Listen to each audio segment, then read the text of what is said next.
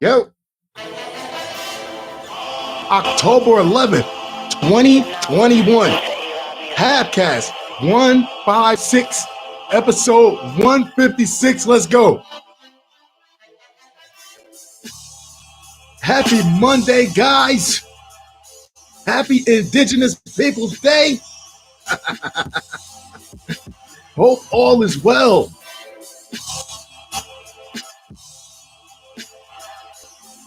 Of course, I have a few things to share with you.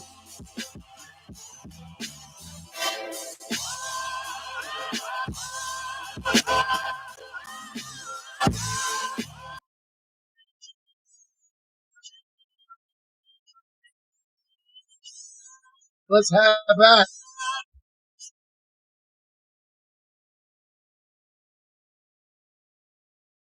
So, okay. Wife of Navy nuclear engineer arrested for selling secrets appears to support resistance BLM, Black Lives Matter. And before I get into this, I want to say I do not believe this for 1 second that this Lives Matter movement, that they will be involved in the support of something called the resistance in the name of Black Lives Matter, work on behalf or under the direction of Black Lives Matter by selling nuclear secrets to a foreign government. I don't buy that for one bit. You know why? Because if I got caught selling nuclear secrets to another country, I'd say I was doing it for white nationalists. I don't believe that at all. The rule one, if you're spying and you get caught, what do? You don't tell who you're spying for. So, of course, the first thing that comes to mind is Black Lives Matter. Yeah, I would say the same thing. I would say, yeah, I was doing it for neo-Nazis. Yeah, I was doing it for, first off, George Washington had spies. I'm pretty sure Abraham Lincoln did. So this is not this is not new. This is not imaginary. I'm floating away here, but James Bond was loosely based on a real person, very loosely based on things that happened in a real person that was in the working in the world of espionage. So I am not going to say that there is no such thing as espionage. There is no such thing as spies. I'm just saying that if I got caught, I wouldn't tell you who I was really working for. I would throw somebody under the bus. I would say I was spying for the New England Patriots. I'd never tell you that I worked for the fucking Giants. So the woman arrested with her Navy nuclear engineer husband for allegedly selling secret information about nuclear submarines to an undercover FBI agent appears to be vocally in support of Black Lives Matter and resistance movements on her social media, because I would see this espionage is a long game. You just don't pop up on the map one day and now all of a sudden I'm a spy. No, this is something that you develop a backstory, you develop a legend. They call it a legend. That you develop a backstory that everything, it can trace you back. Oh yeah, she went to school here, they married, they got kids and everything. It's never just somebody popped up on the scene and all of a sudden. So of course, if I was going to do something and blame it on another group, I would affiliate myself with the group right off the bat. I wouldn't do it in the event that it happens. It would have been well established that I belong with this group already. Diana Toby, who was arrested on Saturday alongside her husband Jonathan, reportedly repeatedly posted in support of Black Lives Matter movement on several social media pages. You're creating a paper trail to say that you stand with those guys. So looking down the line, if you ever get caught, you can say that you did it for Black Lives Matter. Me personally, I don't believe it one bit. On Twitter, an account appearing to belong to Toby followed several resistance accounts. Like, who's this? This is John Connor. If there's anyone left out there, accounts including at Not Alt World, an account for the original Alt National Park Service resistance.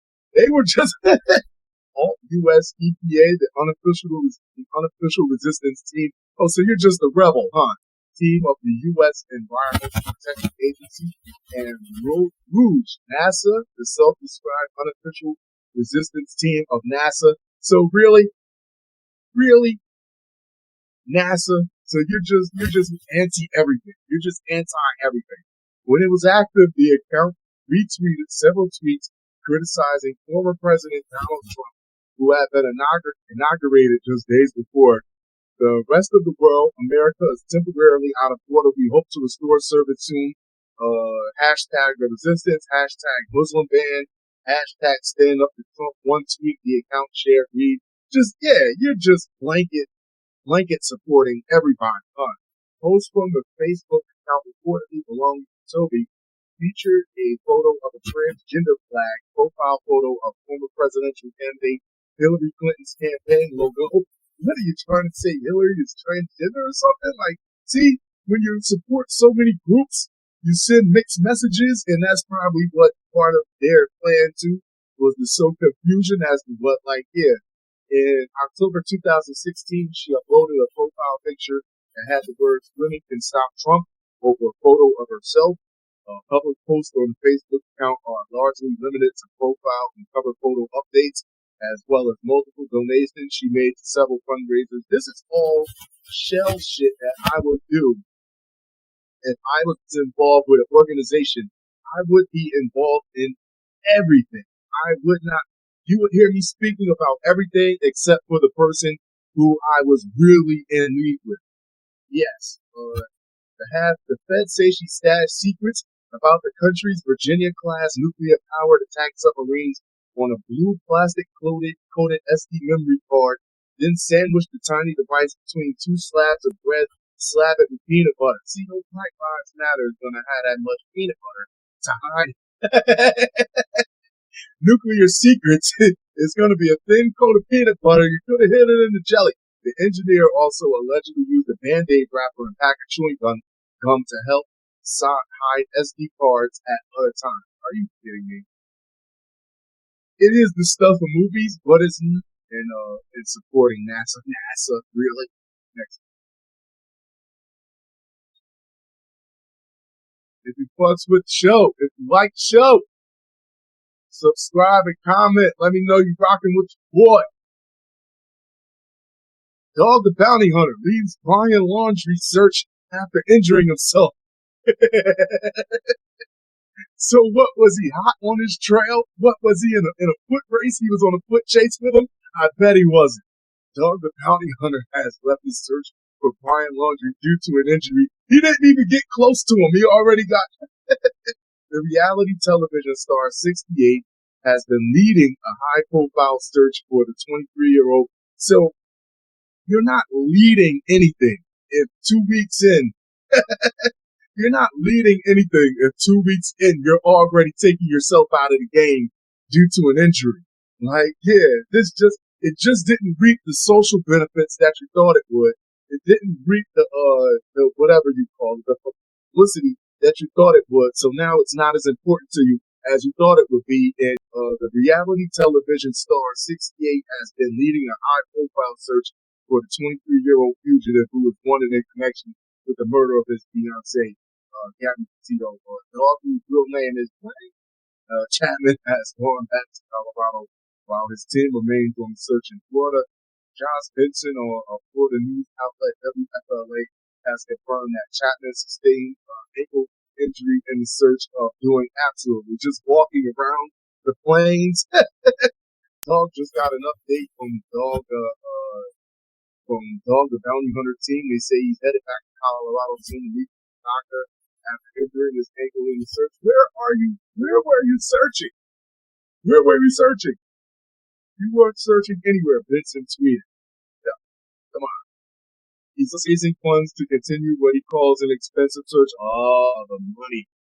Yeah, all the money. Now it all makes sense. Benson confirmed that Chapman assembled a team to continue the search in his absence. He added, the team says he's put together a talented network of local team members he calls the Florida team that will continue the search while he's gone. He says he will continue to process leads in Colorado while he's there. No, he put the search on the fucking back burner because it's not it's not getting them popularity or notoriety. You're corralling media. You're corralling media attention. You're fucking wasting people's time. And just yeah, just sit your old ass home and nurse her. Have yourself towards like Spirit of the Rockies. Monitoring strongly opposes IRS bank account monitoring proposal.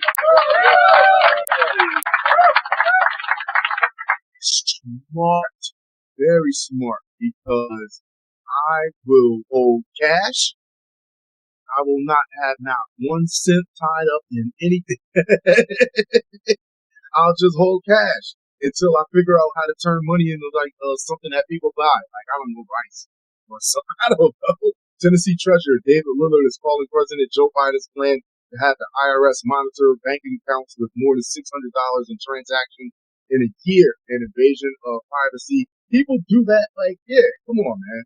People do that. People that pay their rent online, which I do not do. There's a lot of shit I don't pay online for this specific reason. Yeah, but not for this specific reason, but it's for one of these reasons. And yeah, like, yeah, I don't pay anything. I don't do a lot online. That's really good shit. I mean, if that brings up to $600 a year, then I need to stop. Lillard said Friday the IRS is already failing. What? Hold on. Lillard said Friday the IRS already is failing to use the current reporting requirements and hasn't shown a track record of keeping sensitive information safe from cyber attacks and other security breaches. Fair enough. While the Biden administration is trying to build this as improving tax compliance on the wealthy, this plan is a massive invasion of the privacy of middle-income Americans and an unnecessary, tremendous compliance burden on community bankers. Lillard said it will substantially increase the unbanked in our nation. So what? So what are you making people have to use banks now? What if I don't like using banks? I don't. I will use a bank only when forced to. I have 40 trade associations sent a letter to U.S. House Speaker Nancy Pelosi and Minority Leader Kevin McCarthy in late September opposing the plan. I suggest the Biden administration follow Tennessee's playbook. Be fiscally responsible. Lillard said Tennessee has no state income tax, and the Tennessee General Assembly passed a balanced budget every year while maintaining a conservative record of lowering taxes for Tennessee families. I fucks with it. Good shit. But authorizing, he said, follow Tennessee's playbook. Authorizing the IRS to snoop in the bank accounts of Tennesseans is a bad idea. I have heard Tennessee congressional delegation to defeat his unnecessary overreach. Okay. In order to give the IRS more ability to fulfill the plan, Biden has proposed giving the agency $80 billion in funding, but that request has yet to be fulfilled. $80 billion just so you could watch people spend more money subscribing to OnlyFans. So you can, so you can so you can watch people dump their money down the drain on bet casinos online. Yeah, and it is a waste of money. $80 billion could go to so many other different places spread around that I can't. Yeah, you could even for less than $80 billion, you could give $100,000 to Dogs Recovery Effort, and we could post it on TV just to laugh at them. Wendy's shift manager doused complaining customer in hot oil. And you want people to come back to work to these places. You want people to come back to work in this environment. So Tennessee Wendy's manager was arrested Wednesday after he allegedly poured hot fire oil on a truck. This is I laugh because to keep it light, but this is really messed up on a drive-thru customer who demanded his money back because his food was cold. Damaris Pritchett, 23, was captured dousing Xavion Johnson with oil on camera at the Wendy's in Huntington, a town about 115 miles from Nashville. Johnson asked for a refund at the drive-thru and argued with Pritchett about his food, which he said was cold. Police said the manager left the window, then returned with a metal pan of frying oil and covered Johnson. Yo, this is fucking mean. It's either you care about your job too much or you don't care about it enough. do something to do something like that. It's just extreme. It's really extreme. He was taken to Baptist Memorial Hospital where he was treated for burns on his left side and arm. Police said Pritchett admitted to throwing the oil at Johnson. Yeah, I did it. And was taken to a Carroll County jail on charges of aggravated assault. He was later released after posting a $5,000 bail. Johnson's mother told WCCB Wednesday that her son was in poor condition and that she hoped justice was served. This is not the first incident at a Tennessee Wendy's location. Okay, let's get it. Keith Johnson Jr., 21, was accused of threatening a customer with a gun at a Wendy's drive-thru on the Louisiana State University campus. I think I caught that article on October 3rd. According to Newsweek, Johnson, who was an employee at the location, allegedly threatened two people in the restaurant, according to a statement from the East Baton Rouge sheriff. Yeah, that was it, because I couldn't pronounce the damn name. Two women and a man got help from two deputies standing outside the Wendy's and told them someone inside the restaurant was threatening them with a gun. Deputies went inside and found the defendant holding a small bag with the with an extended weapon magazine sticking out. Officers arrested Johnson and found two guns. Oh, I didn't know they found. They said the article. I think it said they found one gun and some weed, but this one said they found two guns and some weed. He was taken to the East Baton Rouge Parish prison where he was charged with carrying a gun in a firearm-free zone. Does it really? It should really. I don't know. And I asked that question when I read that. The latter article, I think this was last week, that should it really be a firearm-free zone? Because these places are war zones. Yeah, like, I don't know. Maybe somebody should get a security guard. Yeah, that's the best thing. Get a security guard, somebody that's trying to defuse these situations. It's late at night, middle of the day, these people be drunk half the time, they be hungry, angry, and just be really chippy. Pastor with 8 DUIs tries to murder officers with his car. Yeah, this holy man worships many spirits. This is crazy. Pastor with 8 DUIs tries to murder officers with his car. God doesn't want you behind. He doesn't want you. Jesus does not want you behind the wheel. Hey, a pastor with 8 drunk driving offenses on his record went for another one last week in Michigan. This time upping the ante by allegedly trying to kill a couple of Aranac County Sheriff deputies too. ABC News reports that police officers called to a convenience store of Interstate 75 came across Pastor David Jones, who was seated in his car and appeared to be inebriated. Damn, why are you drinking like that? If you fool, rather than cooperating with cops, the spiritual leader drove across the street, briefly stopped in a parking lot, said his Hail Marys, then accelerated into the back of the building. Oh. When officers moved in on Jones, he allegedly turned his vehicle in their direction and hit the gas, smashing their patrol car. Uninjured, the officers approached Jones' car and had to break the passenger's window to remove him because he still refused to give himself up. I'm glad they didn't have to tase him. It might have been coming to that, but I guess he did. ABC News said the Aranac County Undersheriff Don McIntyre wasn't ready to forgive. If you turn your vehicle around and intentionally collide with a police vehicle, you are going to be charged with attempted murder on police bearing. He said Jones' last drunk driving arrest was in August. The last week's incident was set at 1 million. Damn! Whoa! That's a lot, right? Thank you for rocking with me. Don't forget to turn on your post notifications. Catch this ride with me next time. I love you guys. Adios.